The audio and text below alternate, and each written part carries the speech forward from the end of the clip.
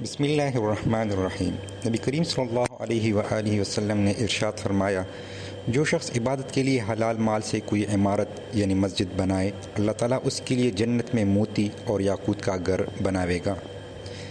نبی کریم صلی اللہ علیہ وآلہ وسلم نے ارشاد فرمایا، روایت کیا گیا ایک سیاہ فام عورت تھی، شاید حبشن ہو، جو مسجد میں جھاڑو دیا کرتی تھی۔ ایک رات وہ مر گئی۔ جب صبح ہوئی تو رسول اللہ صلی اللہ علیہ وآلہ وسلم کو خبر دی گئی۔ آپ نے فرمایا، تم نے مجھ کو اس کی خبر کیوں نہ کی؟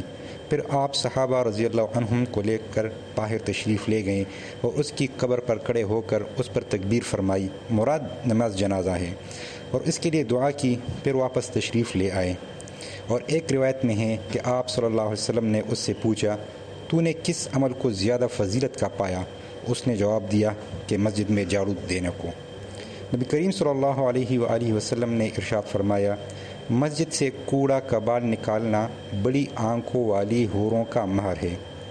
نبی کریم صلی اللہ علیہ وآلہ وسلم نے ارشاد فرمایا، جس نے مسجد میں سے ایسی چیز باہر کر دی جس سے تکلیف ہوتی تھی، جیسے کوڑا کباڑ، کانٹا، اصلی فرش سے الگ کنکر پتھر وغیرہ، اللہ تعالیٰ اس کے لیے جنت میں ایک گھر بناوے گا۔ نبی کریم صلی اللہ علیہ وآلہ وسلم نے ارشاد فرمایا، ہم کو رسول اللہ صلی اللہ علیہ وسلم نے محلہ محلہ میں مسجدیں بنانے کا حکم اور ان کو صاف پاک رکھنے کا حکم فرمایا۔ نبی کریم صلی اللہ علیہ وسلم نے ارشاد فرمایا، مسجدوں کو جمعہ جمعہ خوشبو کی دھونی دیا کرو۔ فائدہ: جمعہ کی قید نہیں، صرف یہ مصلحت ہے کہ اس روز نمازی زیادہ ہوتے ہیں، جن میں طرح کے آدمی ہوتے ہیں، کبھی کبھی دھونی دے دینا اور یا کسی طرح خوشبو لگا دینا، چھڑک دینا، سب برابر ہیں۔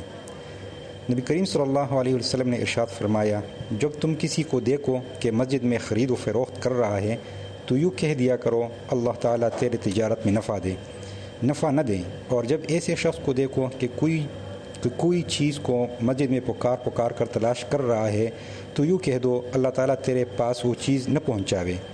اور ایک روایت میں یہ بھی ارشاد ہے کہ مسجد اس کام کے لیے نہیں بنائی گئی۔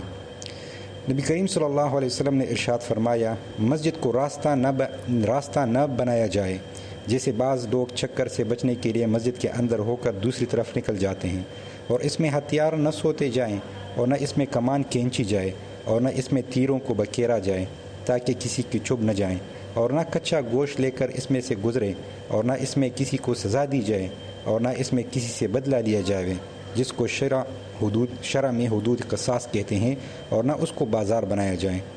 نبی کریم صلی اللہ علیہ وسلم نے ارشاد فرمایا، عنقریب آخر زمانے میں ایسے لوگ ہوں گے جن کی باتیں مسجدوں میں ہوا کریں گی، اللہ تعالیٰ کو ان لوگوں کی کچھ پرواہ نہ ہوگی، ان سے خوش نہ ہوگا۔ نبی کریم صلی اللہ علیہ وآلہ وسلم نے ارشاد فرمایا، جو شخص جمعات کی نیت سے مسجد کی طرف چلے تو اس کا ایک قدم ایک گناہ کو مٹاتا ہے، اور ایک قدم اس کے لیے نیکی لکھتا جاتا ہے، جانے میں بھی لوٹنے میں بھی۔